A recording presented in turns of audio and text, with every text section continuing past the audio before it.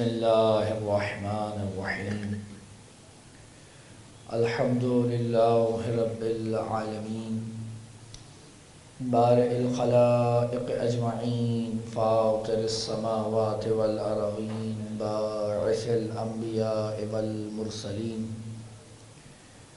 ثم الصلاة والسلام والتحیۃ والاکرام علی سیدنا ومولانا ابی القاسم المصطفى محمد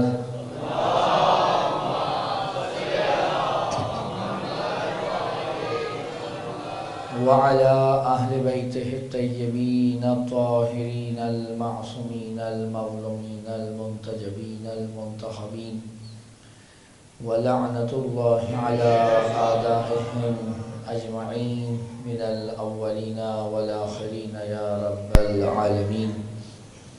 أما بعد فقد قال سبحانه وتعالى في محكم كتابه المجيد أعوذ بالله من الشيطان الرجيم بسم الله الرحمن الرحيم إنما يريد الله ليذهب عنكم الرجس أهل البيت ويطهركم تطهيرا.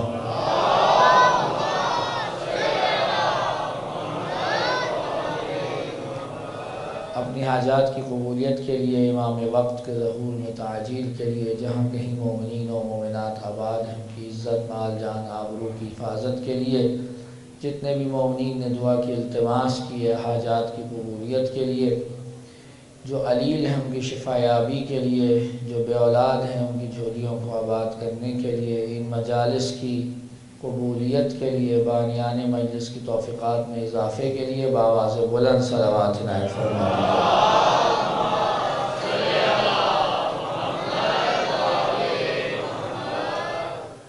عزیزان محترم، سلسلہ گفتگو کی 5ویں اور اس سال کی اختتامی نشست ہے. موضوع آپ کے سامنے وہی ہے کہ جو پچھلے 5 سال سے مسلسل ہے. زیارت جامع کبیرہ کے جملوں کے ذیل میں ہم یہ چاہتے ہیں کہ وہ معرفت اہل بیت حاصل کریں کہ جو ہمیں ہمارے امام عطا کرنا چاہتے ہیں. 4 دن جو گزرے اس میں میں نے زیارت کے جملوں پہ تو گفتگو کی، لیکن خود زیارت کے حوالے سے کوئی بات نہیں کہہ سکا. گو کہ پچھلے 4 سالوں میں میرا یہ وتیرہ رہا تھا کہ میں زیارت کے حوالے سے بھی کچھ نہ کچھ کہتا تھا. تو آج اگر آپ اجازت دیں تو میں علامہ امینی کا ایک جملہ زیارت کے حوالے سے بیان کر کے آگے بڑھوں گا. علامہ امینی کا نام یقیناً آپ حضرات نے سن رکھا ہے، صاحب کتاب الغدیر. خدا ان پر کروڑہا رحمت نازل فرمائے.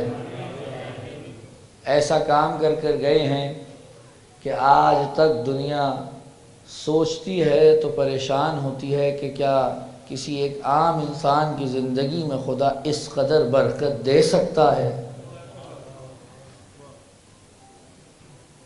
کبھی نجف جائیں تو یقیناً یہ بات بالکل واضح ہے کہ جب سورج سامنے ہو تو چراغ دکھائی نہیں دیتے. لہٰذا جب نجف آپ جائیں تو امیر المومنین کے ہوتے ہوئے کوئی اور دکھائی دے، یہ بہت مشکل ہے. توجہ ہے کہ نہیں؟ لیکن اگر کسی کا آپ پر احسان ہو تو پھر احسان جس پر ہو اس کا احسان ایسے ہی اتارا جا سکتا ہے کہ کچھ نہ ہو تو کم از کم اسے اپنی دعاؤں میں ضرور یاد رکھے. توجہ فرما رہے ہیں حضرات؟ آج میری طبیعت چونکہ کچھ ناساز ہے، لہٰذا میں آہستہ آہستہ ہی بات کروں گا. اگر آپ اس انتظار میں ہوں کہ جب مولانا زور لگائیں گے تو ہم زور لگائیں گے، تو یہ آج نہیں ہونے والا. صلوات پڑھے محمد وعلى محمد.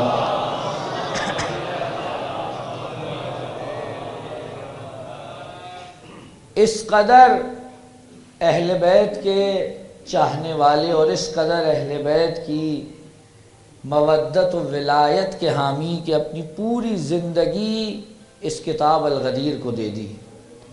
اور ایک جملہ کہا کرتے تھے، میں سربستہ کہہ رہا ہوں، کھول نہیں سکتا. کہا کرتے تھے قیامت کے دن اگر سب لوگ ان لوگوں کو معاف بھی کر دیں جو غاصبان حق علی تھے، تب بھی میں عرش کا پایا پکڑ کے کھڑا ہو جاؤں گا کہ پروردگارا، انہوں نے میری ساری زندگی اس چیز میں صرف کروا دی کہ میں علی کی ولایت ظاہری کو ثابت کرتا رہوں، مجھے تو علی کے مقام باطنی کو ثابت کرنا تھا۔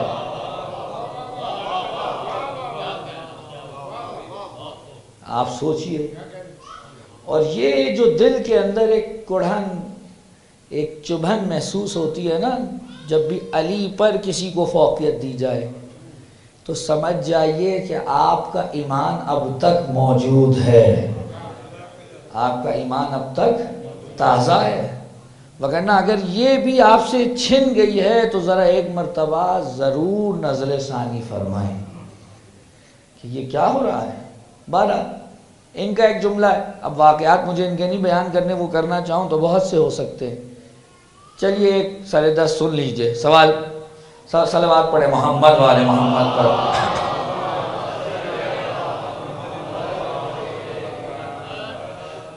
اسی کتاب الغدیر کو لکھنے کے لیے واقعہ بہت طویل ہے، میں مختصر کر رہا ہوں، ہو سکتا ہے اس کی کچھ تفصیلات آپ کسی اور سے بھی سنیں، لیکن میں مختصر کر رہا ہوں۔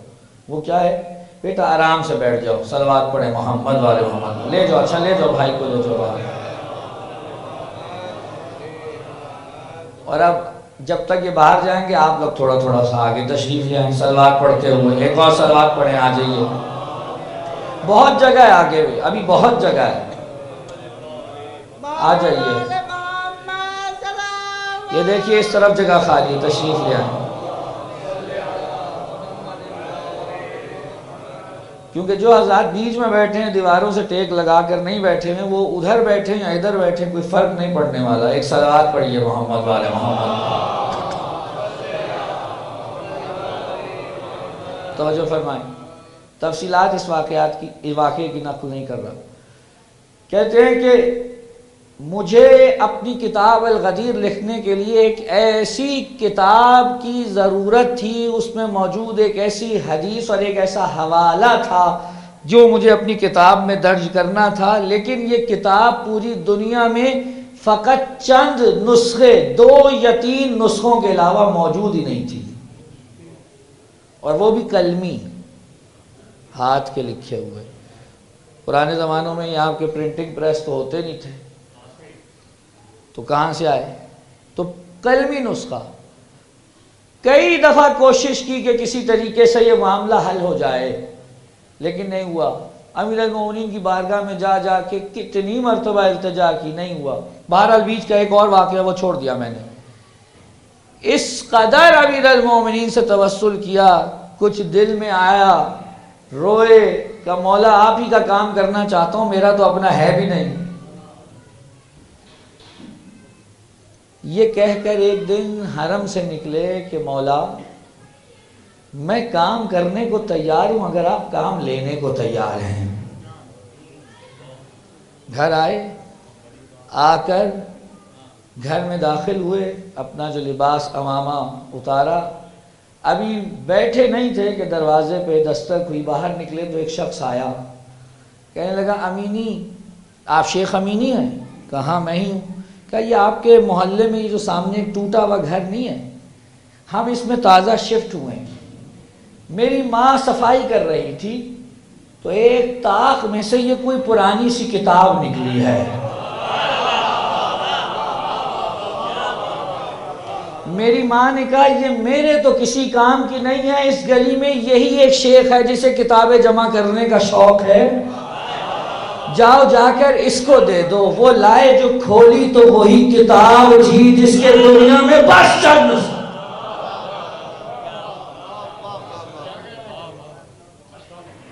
اب یہ بات سن لی تو میں ان کا جملہ کہوں اور آگے بڑھ جاؤں۔ علامہ امینی کا جملہ ہے، اب سنیے گا۔ کہتے جو شخص زیارت جامعہ کو پڑھتے ہوئے اس کے الفاظ کا معنی سمجھتا ہے، وہ اپنے مذہب سے کبھی جاہل نہیں ہو سکتا۔ توجہ فرمائیں، یہ جملہ کوئی چھوٹا جملہ نہیں ہے۔ جو شخص زیارت جامعہ کو پڑھتے ہوئے اس کے الفاظ سمجھ سکتا ہے، اسے معلوم ہو وہ کیا کہہ رہا ہے، اس کا مطلب ہے وہ اپنے مذہب سے جاہل، یعنی کہ وہ دوسرا معنی کیا نکلا اس کا جانتے ہیں؟ یعنی علامہ کہہ رہے ہیں اصل مذہب ہی یہ ہے کہ تم اپنے امام کو پہچان لو، اصل حقیقت ہی ہے۔ کل میں عرض کر رہا تھا مصابیح الدجا، ائمہ کون ہیں؟ کیا ترجمہ ہے؟ اندھیروں کے چراغ۔ اب ہمارے ہاں جب بھی لفظ چراغ آتا ہے تو سب سے پہلے جو چیز ہماری نگاہ میں آتی ہے وہ ہے اس کا نور، اس کی روشنی۔ بعض اوقات روشنی ظاہری ہوتی ہے، یہ جو آپ دیکھ رہے ہیں، بعض اوقات یہ روشنی نہیں ہے۔ مثلا جب کہا جاتا ہے کہ سب سے پہلے اللہ نے محمد و آل محمد کے نور کو خلق کیا، تو اس سے مراد آپ یہ نور لیتے ہیں، تو کیا ہے اس کا مطلب؟ وہ نور کیا ہے؟ ہم تو روشنی کو ہی نور کہتے ہیں۔ توجہ، علماء نے تفسیر میں لکھا، علامہ مجلسی اور دیگر حضرات نے، عجیب جملہ ہے، اگر یہ آپ سمجھ جائیں تو میں تیزی سے آگے بڑھ جاؤں۔ فرماتے ہیں کہ یہاں نور کا لفظ اس لیے نہیں استعمال ہوا کہ کوئی ظاہری نور ہے، بلکہ لفظ نور کو اس لیے استعمال کیا گیا ہے کہ جو نور کی حقیقت ہے اس کی طرف متوجہ کیا جائے۔ اور نور کی حقیقت کیا ہے؟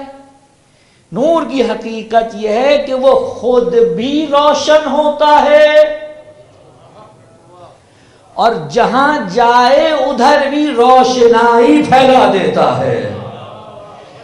اگر قرآن مجید کیا کہہ رہا ہے، توجہ چاہوں گا، اس سے پہلے کہ محمد و آل محمد نور ہوں، قرآن کہہ رہا ہے اللہ نور السماوات والارض، اللہ زمین و آسمان کا نور ہے۔ اب نعوذ باللہ من ذالک، پھر یہاں نور کے یہی معنی لینے ہیں، جس طرح یہ نور جہاں جاتا ہے خود روشن ہوتا ہے، آس پاس کی جگہ کو روشن کر دیتا ہے، ویسے ہی یہ باطنی نور جہاں بھی آتا ہے خود تو روشن ہوتا ہی ہے، دنیا کے لیے ہدایت کے راستوں کو روشن کرتا چلا جاتا ہے۔ اللہ نور، اچھا حقیقت میں نور تو بس اللہ ہے، توجہ چاہوں گا، حقیقت میں نور بس اللہ ہے، صرف اللہ نہیں، توجہ فرمائیں، اللہ ہی نہیں، صرف اللہ ہے، بس اللہ ہے۔ جو نور کے ساتھ ہو جائے پھر وہ بھی نور ہے، توجہ نہیں فرما رہے حضرات۔ فرق یہ ہے کہ جس قدر نور سے نزدیک ہوتا جائے گا اس قدر اس کی ضیاء بڑھتی چلی جائے گی۔ مثلا یہ مسجد ہے اور آپ اس کو چاروں طرف سے بند کر دیں اور ایک چھوٹا سا یہاں پر سوراخ کر دیں یا روشن دان بنا دیں، دن کا وقت ہو، اندر کی سب لائٹیں بند، اور یہاں سے آپ اس کا در کھول دیں روشن دان کا یا سوراخ کا، تو جو روشنی بالکل نزدیک ہوگی وہ زیادہ ہوگی، اور یہاں تک پہنچتے پہنچتے وہ ضعیف ہو جائے گی۔ ایسا ہے؟ چراغ کے جو بالکل نزدیک روشنی ہوگی وہ زیادہ ہوگی، اور جو جتنی دور جاتی جائے گی وہ شدت میں کمتر ہوتی چلی جائے گی۔ ایسا ہے یا نہیں ہے؟ اللہ نور ہے، اللہ نور ہے، اس نور سے جو جتنا نزدیک ہوگا وہ اس قدر نورانی ہوگا، وہ اس قدر روشن ہوگا۔ اس عالم بو و ہستی میں محمد و آل محمد سے زیادہ کوئی اللہ سے نزدیک نہیں ہے، اور چونکہ کوئی ان سے زیادہ نزدیک نہیں ہے لہذا ان سے زیادہ کوئی نور نہیں ہے۔ یہ قرآن کا فیصلہ ہے کہ جو خدا سے نزدیک تر ہوتا چلا جائے گا وہ نور ہوتا چلا جائے گا۔ اللہ نور ہے، قرآن نور ہے، محمد آل محمد نور ہے، کیونکہ یہ اس کے مظہر ہیں، یہ اس کے اس اب آپ دیکھیے عجیب معاملہ ہے، توجہ فرما رہے ہیں حضرات. اہل بیت مصابیح الدجا، اندھیروں کو کاٹ کے روشنی پھیلانے والے. کس قسم کے اندھیرے؟ کل عرض کر چکا. اگر آپ وجود ہی کی بات کر لیں، پریشان تو نہیں ہیں حضرات؟ آپ اگر وجود ہی کی بات کر لیں، جو کل میں نے شروع کی تھی لیکن چھوڑ دی، پنکھا کھول دو یار، صلوات پڑھیں محمد والے محمد پر. اگر آپ وجود ہی کی بات کر لیں تو چونکہ محمد و آل محمد کا وجود، توجہ، اول وجود ہے ممکن الموجودات میں، اس وجہ سے یہ وجود تمام موجودات کے لیے اللہ کی طرف سے فیض پہنچنے کا واسطہ ہے. نہیں بات سنگین ہو گئی؟ توجہ ہے؟ میں عرض کرتا ہوں، دیکھیے اللہ درست ہے کہ اپنا فیض پہنچا سکتا ہے براہ راست بھی. ایک صلوات پڑھ لیں.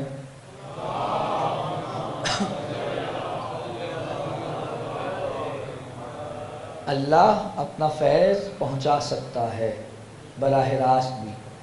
اللہ قادر ہے کہ نہیں ہے؟ اللہ قادر ہے، پہنچا سکتا ہے، لیکن مسئلہ اس کی قدرت کا نہیں ہے، مسئلہ ہماری قابلیت کا ہے. بھئی یہ بالکل ایسے ہے کہ آپ کہیں ایک جگ کو، مثال دے رہا ہوں بلا تشبیہ، ایک جگ کو کہیں کہ کیا تم اپنے اندر موجود پانی کو گلاس میں انڈیل سکتے ہو؟ تو وہ کہے گا ہاں انڈیل سکتا ہوں، لیکن مسئلہ میرے انڈیلنے کا نہیں ہے، گلاس کی کم ظرفی کا ہے. توجہ نہیں فرما رہے حضرات؟ اس کا چونکہ ظرف کم ہے لہذا اتنا ہی آئے گا جتنا اس کا ظرف ہے. اللہ کی قدرت میں مسئلہ نہیں ہے، ہمارے ظرف کا مسئلہ ہے. اب مشکل یہ ہے کہ ہمارے ظرف اس قدر بلند ہوں کہ ہم خدا سے براہ راست لے سکیں. یہ بہت مشکل مرحلہ ہے، اس لیے ضروری ہے کہ بیچ میں کوئی ایسا واسطہ ہو کہ جب اللہ سے لیں تو اس کیپیسٹی کے مطابق ہو، جب بندوں کو دے تو اس کیپیسٹی کے مطابق ہو.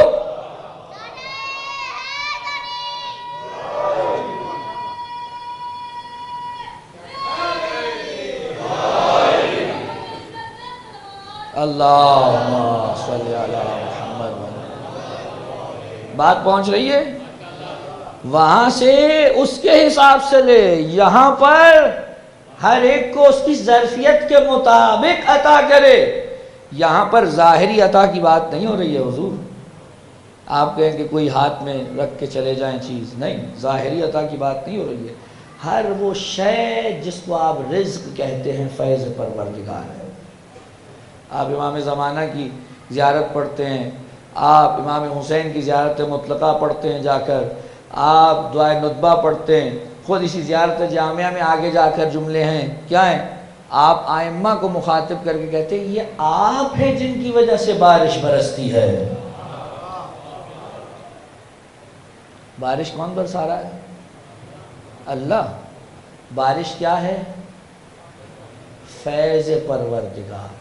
توجہ ہے کہ نہیں؟ کیا ہے؟ فیض پروردگار. یہ فیض پروردگار کسی واسطے سے آپ کو ملے گا، اور یہ فیض پروردگار اگر آج بھی جاری ہے تو کوئی ایک ہے جس کی وجہ سے جاری ہے. کوئی ہے جس کی وجہ سے یہ فیض جاری ہے. یہ دنیا، یہ زمین اناج اگا رہی ہے میرے اور آپ کے لیے. آپ یقین کر لیجئے اگر خدا قرب کی بنا پر فیصلہ کرنے پہ آ جائے نا تو میں اور آپ کسی قابل نہیں ہیں، کسی گنتی میں نہیں ہیں. اگر خدا قرب کی بنا پہ فیصلہ کرنے پہ آ جائے، خدا مجھے یا آپ کو اس لیے نہیں نواز رہا کہ میں اور آپ مقصود ہیں. جملہ کہوں، ہم تو کسی اور کی وجہ سے نوازے جاتے ہیں، اصل مقصود وہ ہیں، ہم تو فعلی ہیں. نہیں، بات نہیں پہنچی ہے، شاید بات نہیں پہنچی ہے. آپ نے دیکھا ہوگا کسی کو دعوت پہ بلایا جائے تو ہو سکتا ہے مقصود ایک شخص ہو، توجہ ہے، مقصود ایک شخص ہوتا ہے، لیکن اس کے ساتھ بھی جو جاتے ہیں ان تک بھی فیض پہنچ جاتا ہے. کوئی کہے کہ انہیں بلایا گیا تھا، یہ مقصود تھے. نہیں، مقصود وہ نہیں تھے. پانی مالی سارے آنگن کو لگاتا ہے، لیکن مقصود کانٹے نہیں ہوتے. مقصود وہ پھول و گل ہیں کہ جو بعد میں اس کے کام آئیں گے، لیکن ان پھولوں کے تو فعل پورے آنگن کو پانی مل جاتا ہے. بات پہنچ رہی ہے؟ امام رضا علیہ السلام کیا ارشاد فرما رہے ہیں؟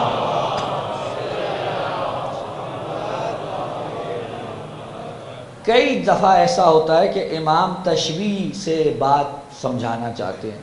اب یہاں پہ جو تشبیہ ہے اس کو سمجھنے کی ضرورت ہے. امام فرماتے ہیں الامام کالشمس الطالعہ، امام چمکتے ہوئے سورج کی مانند ہے. اب کوئی کہے کہ یہ سورج سے کیوں کہا؟ بعض جگہوں پر یہ ضروری نہیں ہے کہ امام یہاں پہ مرتبہ بیان کرنا چاہ رہے ہیں. تشبیہ جب دی جاتی ہے تو وجہ شبہ کو دیکھا جاتا ہے. آپ سورج کو دیکھیں اور اس دنیا کو دیکھیں، اگر سورج نہ ہو آپ کی دنیا برقرار رہے گی؟ اگر سورج نہ ہو اس کرۂ ارض پر حیات رہے گی؟ اگر سورج نہ ہو آپ کو راہ دکھائی دے گی؟ یہ ساری چیزیں جو سورج کی وجہ سے آپ کو مل رہی ہیں، امام آپ کو بتا رہے ہیں یہ تم اس پر قیاس کر کے سمجھو کہ امام کا وجود کیا ہے. یعنی اگر تمہیں حیات مل رہی ہے سورج کی وجہ سے تو یہ حیات ظاہری جو تم سورج سے پا رہے ہو، اصل میں اس سورج کو جو حیات مل رہی ہے وہ کس کی وجہ سے ہے؟ اس چیز کو دیکھتے چلے جاؤ. یہ اصل میں امام کی وجہ سے. اور اب رکیے، آپ نے بھی دیکھا ہے سورج نکلا ہو اور کوئی منہ موڑ کے کھڑا ہو جائے تو سورج پہ تو فرق نہیں پڑے گا.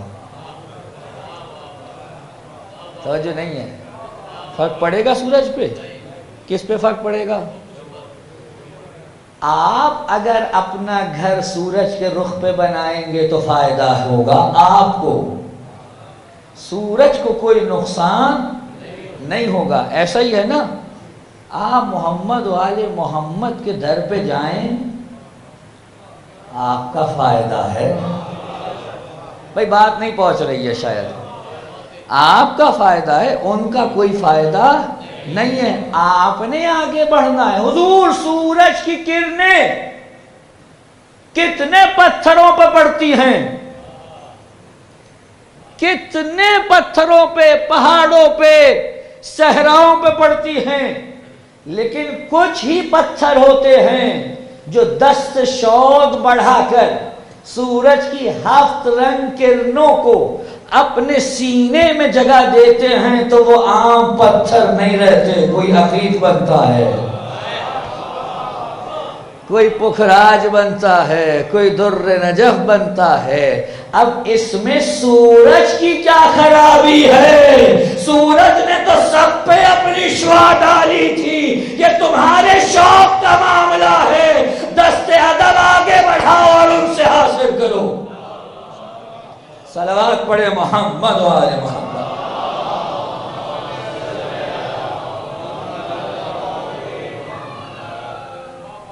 یہ تمہارے پر ہے کہ اپنا دست ادب آگے بڑھاؤ اور ان سے فیض حاصل کرو. اور یہ ذہن میں رکھیں، کوئی مانے یا نہ مانے، فیض وہیں سے آئے گا، کہیں اور سے فیض نہیں آ سکتا.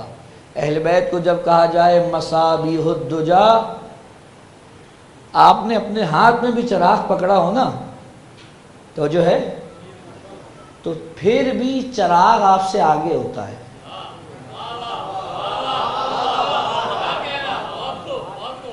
آپ نے اپنے ہاتھ میں بھی چراغ پکڑا ہو تو چراغ آگے رہے گا، آگے ہوگا تو راہ دکھائے گا. جب اہل بیت کو کہا مصابیح الدجا، یہ اندھیرے میں راہ دکھانے والے ہیں، اس کا مطلب یہ ان سے آگے بڑھنے کی کوشش نہ کرنا. آگے بڑھو گے تو بھی ہلاک ہوگے، پیچھے رہ جاؤ گے تو بھی ہلاک.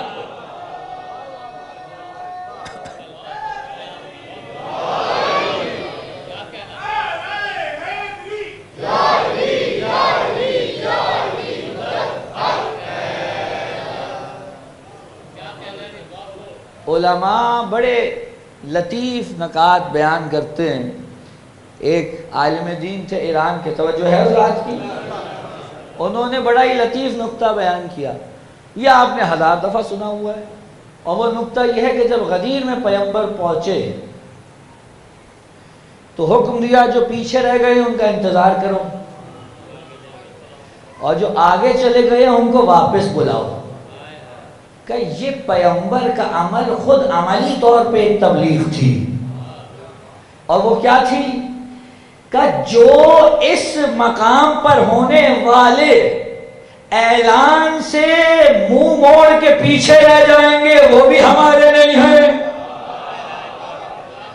اور جو اس ولایت کو چھوڑ کر علی کو کہیں آگے لے جانا چاہیں گے وہ بھی ہمارے نہیں ہیں.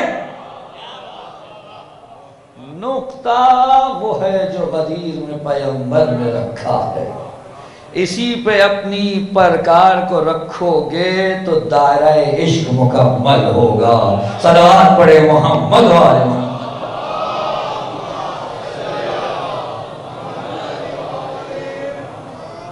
یہ کون ہیں؟ یہ مصابیح الدجا ہیں، ان کو آگے رکھنا ہے. پیغمبر کی متعدد احادیث شیعہ سنی کے یہاں جس میں فرمایا دیکھو میرے اہل بیت سے سیکھو، انہیں سکھانے کی کوشش نہ کرو. آپ اپنے بارے میں اگر یہ کہیں تو کوئی کہہ سکتا ہے کہ تعالی کر رہے ہیں، تو جو ہے کہ نہیں، لیکن پیغمبر کہہ رہے ہیں ان کو سکھاؤ نہیں سیکھو. اس کا کیا مطلب ہے؟ اس کا مطلب ہے جو سکھانا تھا وہ ہم نے سکھا دیا ہے، اب یہ تمہاری ہدایت کے لیے کافی ہیں، ان سے سیکھنا ہے. اور جو ان سے سیکھ لے تو اگلا جملہ آج میں چاہ رہا ہوں کہ ایک جملہ اور تھوڑا سا آگے بڑھ جائے، 5 تقریروں میں صرف 3 جملے ہی ہو پائے. توجہ ہے حضرات کی. اعلام التقا، اعلام التقا، اعلام جمع ہے علم کی. علم کسے کہتے ہیں جی؟ نہیں یہ الف سے نہیں ہے، عین سے. ہاں اعلام پرچم. اچھا آپ جانتے ہیں پرچم کو پرچم کیوں، علم کو علم کیوں کہتے ہیں؟ نہیں جی نہیں، بلندی کی وجہ سے نہیں کہتے. علم کو علم کہتے ہیں اس لیے کہ یہ نشانی ہوتا ہے. توجہ، جو عربی ادبیات یا فارسی یا اردو ادبیات سے بھی واقف ہوں وہ شاید اس اصطلاح کو پکڑ پائیں. ایک لفظ استعمال ہوتا ہے اسے کہتے ہیں اسم علم. اسم علم یعنی کیا؟ یعنی ایسا نام جو پہچان بن جائے. اسم علم جو پہچان بن جائے.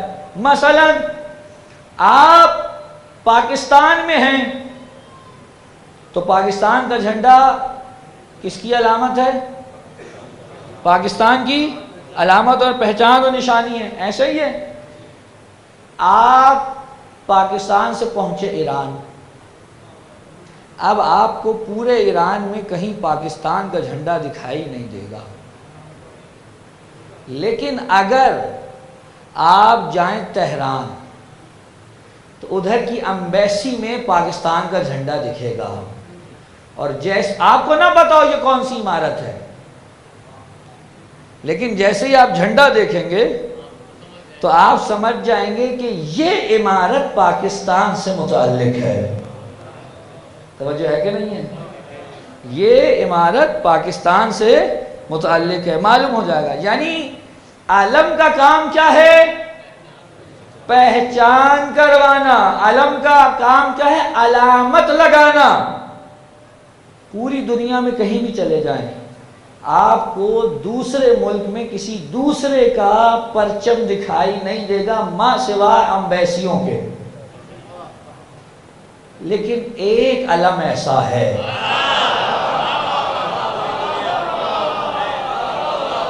کہ جہاں بھی جائیں وہ ایک ہی نشانی اپنی پہچان کرواتی ہے۔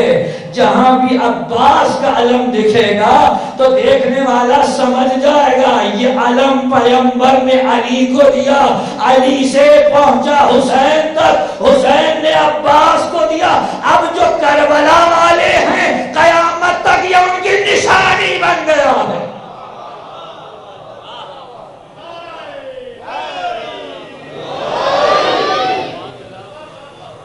علم کا کیا کام ہے؟ نشانی، پہچان، علامت۔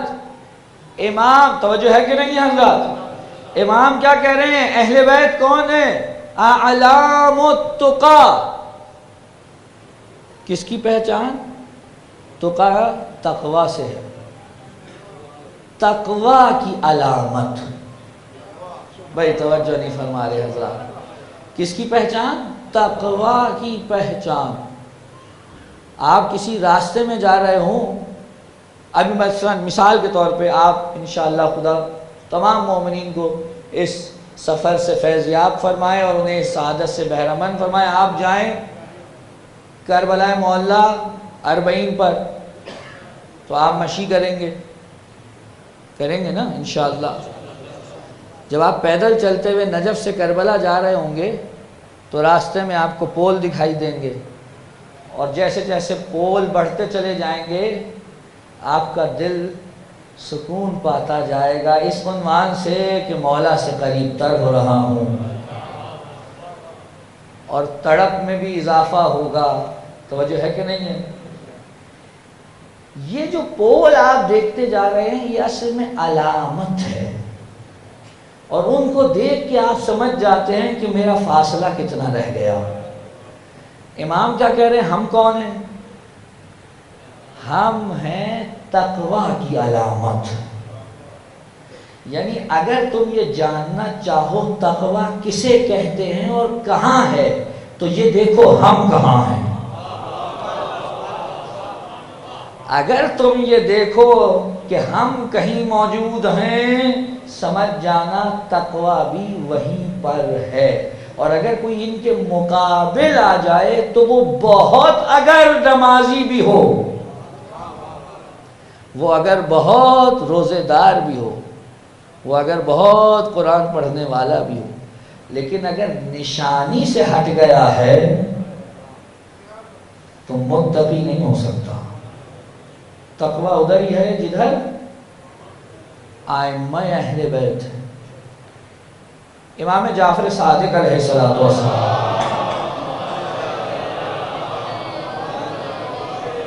تقوی کی علامت ہے۔ چھٹے امام کی میں حدیث سنانا چاہ رہا ہوں آپ کو کہ تقوی کی کتنی اقسام ہیں، تقوی کی کتنی اقسام ہیں۔ فرماتے ایک تقوی ہے خاص الخاص، ایک تقوی ہے خاص، اور ایک تقوی ہے عام۔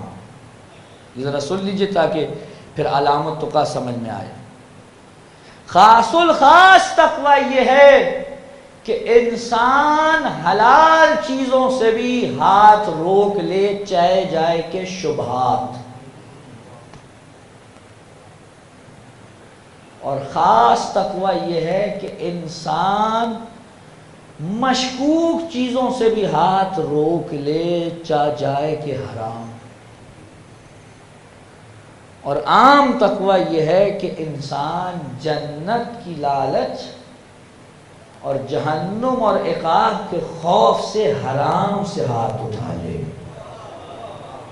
بھئی توجہ فرمائیں، کتنی ہو گئی کس میں؟ خاص الخاص، خاص اور عام. اب میں چھوٹی سی ایک مثال رکھوں، خدا ہم سب کو توفیق دے دے کہ اگر ہم ایسے کر پائیں. یہ میں مثال کے طور پر عرض کر رہا ہوں. مثلا مجھے خبر ہو کہ فلاں چیز غیر مسلموں نے بنا رکھی ہے اور وہ اس کی کمائی سے فائدہ اٹھا کر مسلمین کے اوپر ہی ظلم کریں گے، تو ظاہری طور پر تو یہ حلال ہے، اس میں کوئی حرام چیز شامل نہیں ہے نا. اس عنوان سے کہ خدا نہ خواستہ نہ اس کے اندر کوئی حرام گوشت جانور ہے، نہ اس سے نہ اس کے اندر الکوہل شامل ہے، ایسی کوئی بھی چیز نہیں ہے. ظاہراً وہ حلال دکھ رہی ہے. اور 2 لمحے کے لیے فرض کریں کہ ہمارے کسی مرد نے بھی فتویٰ نہیں دیا کیا آپ اس سے ہاتھ اٹھا لیں. لیکن جہاں تقوی کی منزل آئے گی خاص الخاص، تو وہ کہے گا کسی ایسے کے ہاتھ کا بھی نہیں کھانا. توجہ ہے کہ نہیں ہے؟ اور اگر کہیں منزل آئے گی خاص تو اب شبہ ہے. توجہ ہے کہ نہیں؟ صرف شبہ ہے کہ درست ہے یا نہیں. اب فقہی مسئلہ پوچھیں گے، قبلہ تشریف فرمائے، فقہی مسئلہ پوچھیں گے تو فقہی مسئلہ تو کہے گا اگر شک ہے تو مسئلہ، مثلا یہ شک ہے کہ یہ پاک ہے کہ نجس، تو شریعت کہتی ہے اگر شک ہے، یقین کی منزل پہ نہیں ہو تو پاک ہے. لیکن اگر کوئی منزل تقوی خاص پر ہو تو وہ کیا کہے گا؟ وہ کہے گا نہیں، شک ہے، شبہے کی طرف بھی نہیں جانا. تو جو شبہے تک نہ جائے وہ حرام میں کیا جائے گا؟ البتہ یہاں میں ان کی بات نہیں کر رہا جن کو وسواس ہوتا ہے، وہ نہ سمجھیں کہ وہ وسوسہ تقوی ہے. صلوات پڑھے محمد والے محمد. ہاں توجہ ہے.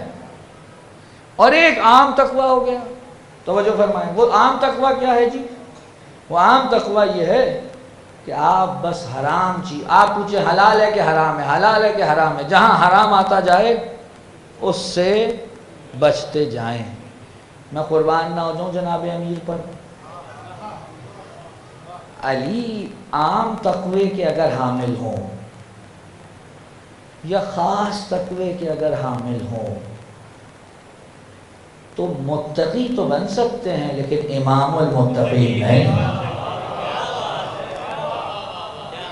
اور اگر امام المتقین کی منزل پہ ہوں تو علی حق بجانب ہیں کہ یہ کہیں اگر کسی کنویں میں ایک بوند شراب کی گر جائے اور اس کو کوئی بھر دے، پھر اس بھرے ہوئے کنویں پہ گھاس اگے، اسے آ کر ایک بکری چر جائے اور وہ بکری 100 بکریوں کے ریوڑ میں مل جائے، علی ان 100 میں سے کسی ایک کو بھی کھانے کے لیے استعمال نہیں کرے گا.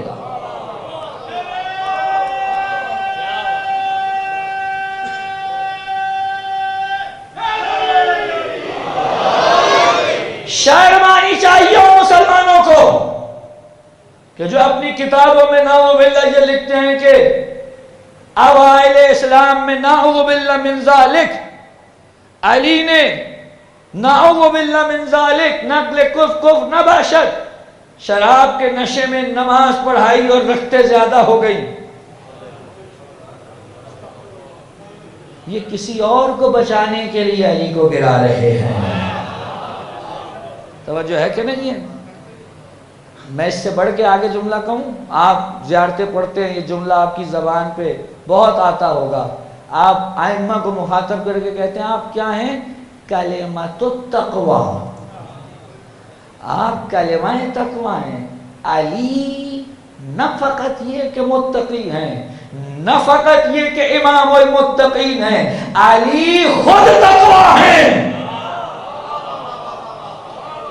اور میں یہاں 10 بس تک آپ کے سامنے ہاتھ جوڑ کے ایک بات کہوں گا، حضور توجہ، جناب امیر کو آپ کسی اپنے مقصد کے لیے تختہ مشق نہ بنائیں کہ جناب کہیں کسی کے دماغ میں یہ خیال آئے بالفرض خدا نہ خواستہ کہ جناب امیر کے لیے بھی لازم ہے کہ وہ تقوی کے فرائض پر عمل کرتے ہوئے زندگی کو آگے بڑھائیں۔ یہ میرے اور آپ کے لیے مرتبہ ہے، علی جو کر رہے ہیں وہی تقوی ہے۔ علی جو کر رہے ہیں وہی تقوی ہے۔ آپ کو کیسے لگا کہ جناب امیر کوئی ایسا کام کر جائیں جو تقوی کے خلاف ہو؟ جس کی تلوار بھی دیکھ کے چلے، جس کی تلوار دیکھ دیکھ کے چھان چھان کے چلے، اس کے تقوی کا کیا عالم ہوگا؟ دنیا سمجھتی ہے نعوذ باللہ من ذالک علی اوروں کی طرح ہیں۔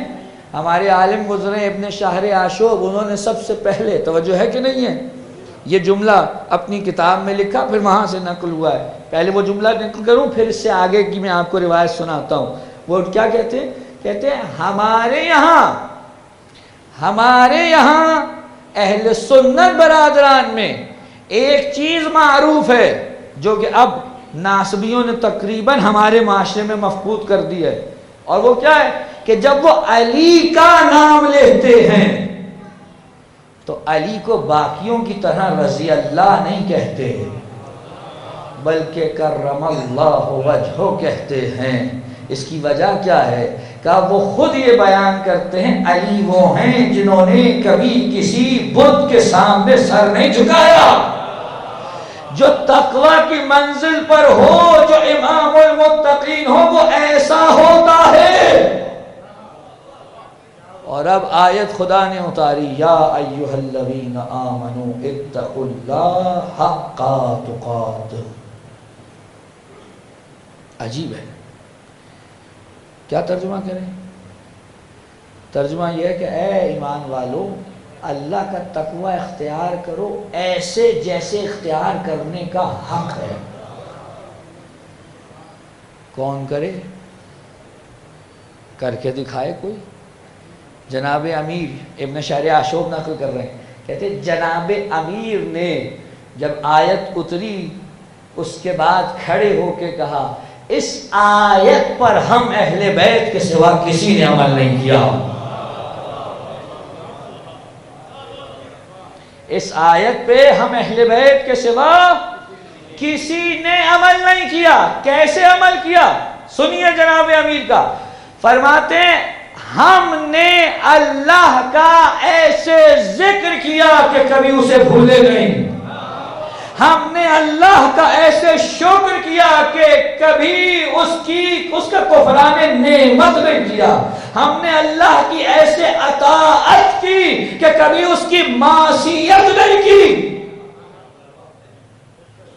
اور جب یہ آیت اتر چکی تو صحابہ آئے، توجہ ہے کہ نہیں، اور آ کر کہنے لگے یا رسول اللہ ہم تو اس آیت پہ عمل کرنے سے رہے، ہم نہیں کر سکتے۔ کہنے ابھی یہ بات چل رہی تھی کہ جبرائیل پھر آئے اور کہا فاتقوا اللہ ما استطعتم، تم نہیں کر سکتے تو جو تمہاری استطاعت ہے اتنا تقوی اختیار کرو۔ اب آپ کیسے ان دو آیتوں کے مصادیق کو ایک کر سکتے ہیں؟ جو تقوی کا حق ادا کریں وہ اور ہیں، اور جو اس آیت میں چھوٹ مانگ کر دوسری آیت کے ذیل میں بیٹھتے ہو وہ اور ہیں۔ اعلام التقی، تقوی کے مینارے ہیں، تقوی کی علامتیں ہیں، تقوی کے نشان ہیں اہل بیت۔ بعض اوقات جب تک اصول طے نہ ہو جائیں، توجہ ہے کہ نہیں ہے، جب تک اصول طے نہ ہو جائیں روایتوں کی طرف جا کر آپ کو گمراہی تو مل سکتی ہے، حقیقت نہیں۔ اگر یہ اصول طے پا جائے کہ یہ تقوی کی علامتیں ہیں، تو آپ جگہوں کو علامتوں سے ڈھونڈتے ہیں، علامتوں کو جگہوں سے نہیں، آپ نے جملہ ضائع کر دیا۔ آپ نے کسی جگہ کو دیکھنا ہو تو آپ اس کی علامت سے اسے ڈھونڈتے ہیں۔ مثلا آپ نے کہیں پہنچنا ہو اور بورڈ لگا ہوا ہو تو بورڈ دیکھیں گے تو کہیں گے جگہ آ گئی۔ جگہ کو پہچان کر آپ بورڈ نہیں تلاش کرتے، ایسا ہوتا ہے؟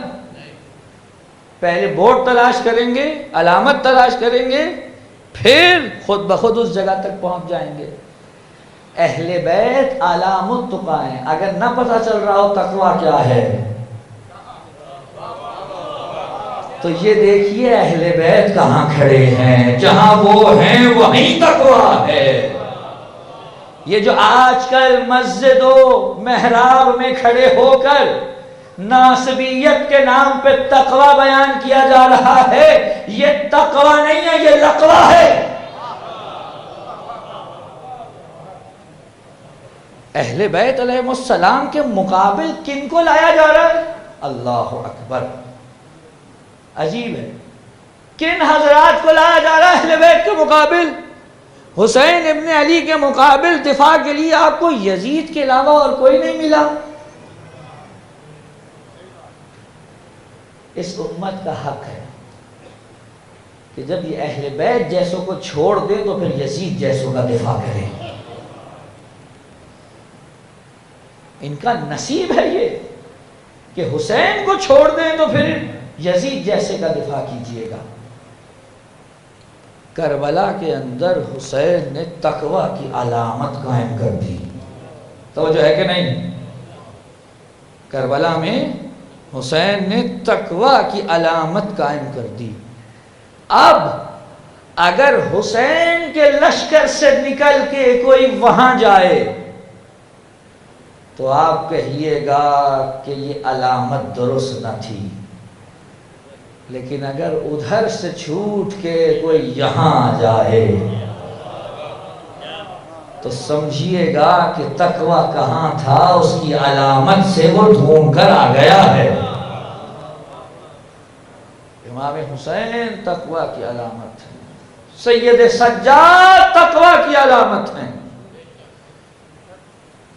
ہم سے دنیا کہہ رہی ہے آپ روتے کیوں ہیں؟ رونا تو خلاف صبر ہے، خلاف صبر جو چیز ہو جائے وہ خلاف مشیت ہے، وہ خلاف مشیت ہے تو خلاف تقویٰ ہے۔ آپ کیا سمجھے تقویٰ کے معنی؟ ہم نے تقویٰ کے معنی سید سجاد سے سیکھے ہیں۔ ایسا متقی،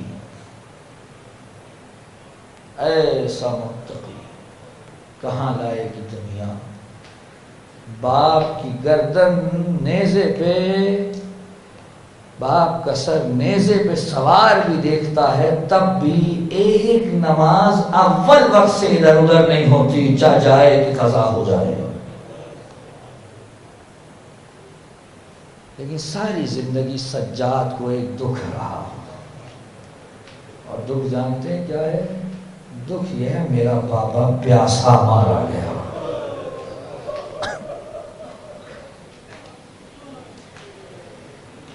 عزاداروں، سال ہر سال آپ سارا سال پرسہ دیتے ہیں امام سجاد کو، امام حسین کا۔ آج پرسہ دینا ہے حسین کو سجاد کا۔ کیا عرض کروں میں؟ شب عاشور کہتے ہیں کہ سید سجاد کو جب کچھ غش سے افاقہ ہوا، اٹھے تو دیکھا کانوں میں آوازیں آ گئی ہیں۔ ذرا غور سے سنا تو معلوم ہوا کہ یہ آوازیں اصحاب حسین کی ہیں، وہ عبادت خدا میں مشغول ہیں۔ امام سجاد نے کہا پھوپھی اماں ذرا بابا کو بلائیے گا۔ حسین آئے، کہا بابا جان یہ آوازیں تو بڑی نزدیک سے آ رہی ہیں۔ کہاں بیٹا آج رات کو اعداء کے لشکر کی طرف سے حملے کا خوف ہے، اس لیے میں نے اصحاب سے کہا ہے کہ اپنے خیمے ہمارے خیموں کے نزدیک کر لیں۔ کہ بابا اگر ان کی آوازیں ہمارے خیموں میں آ رہی ہیں کہ یہ نہ ہو ہمارے خیموں سے آوازیں وہاں چلی جائیں. تو آپ ایک کام کیجئے، ان سے کہیے اپنے خیمے تھوڑا دور کر لیں. حسین نے سجاد کو سینے سے لگایا کہ بیٹا آج کی شب خیمے یہیں رہنے دے، کل تو جانے خیمے جانے بیبیاں جانے. جو اس قدر غیرت مند ہو عزادارو، اس نے کیسے کوفہ اور شام کے بازاروں میں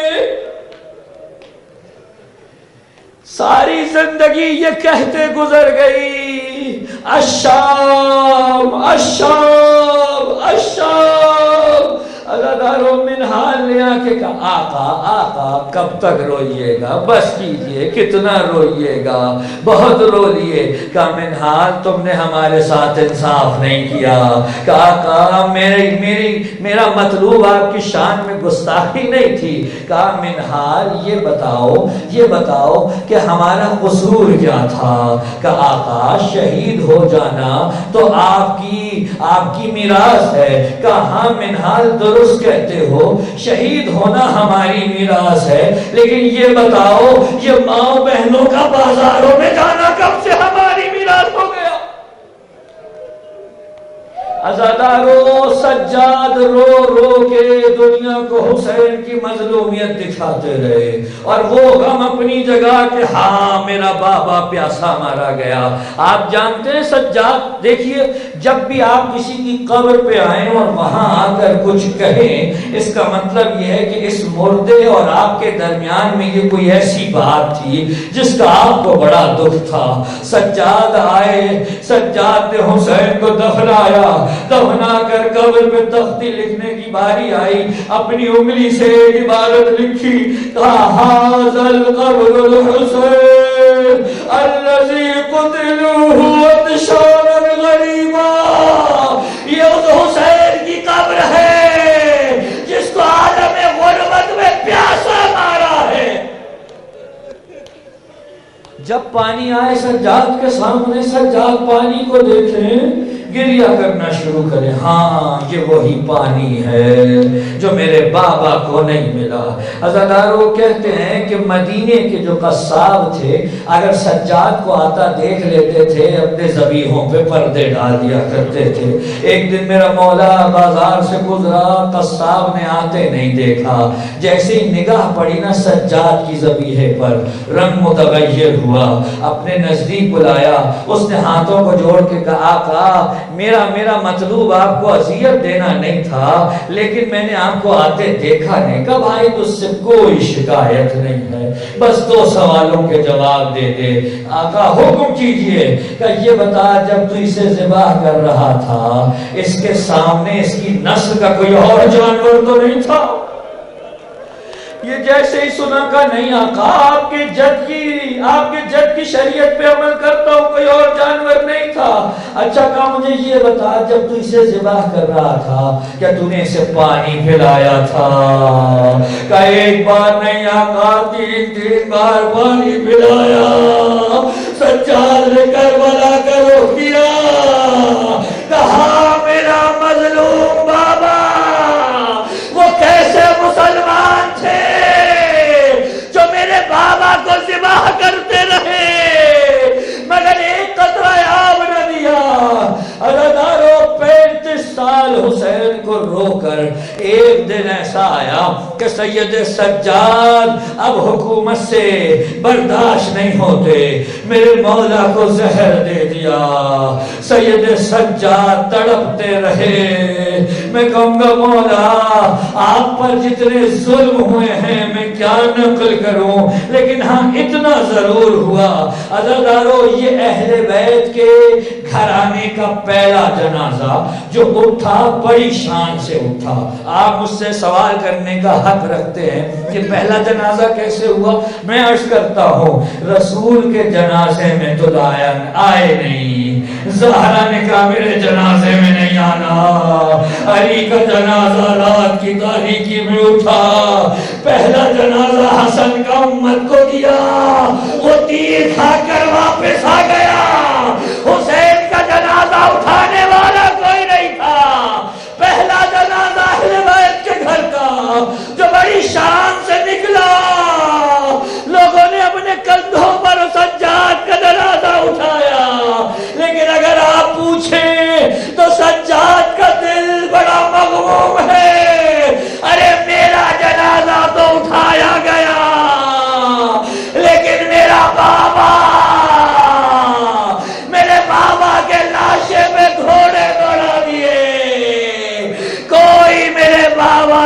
شادہ بنا